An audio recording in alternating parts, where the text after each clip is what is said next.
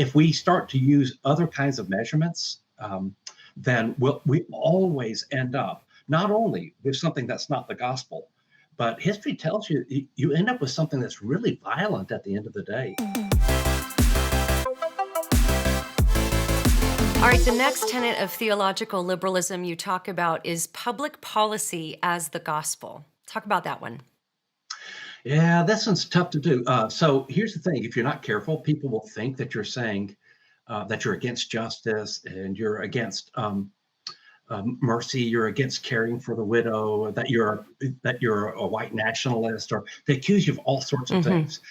At the end of the day, what we need to remember is that Jesus actually came to save us from our sin and to rule over us. He did not come to change our government or our social policy. In fact, if you look at what Jesus does, I mean, he had plenty of reason to protest. He had plenty of reason to propose public policy.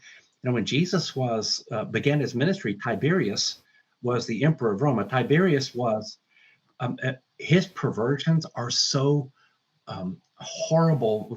We wouldn't even mention them. This guy was a sick individual. Jesus never bothers to talk about it. He doesn't talk about slavery in Rome. He doesn't talk about these things.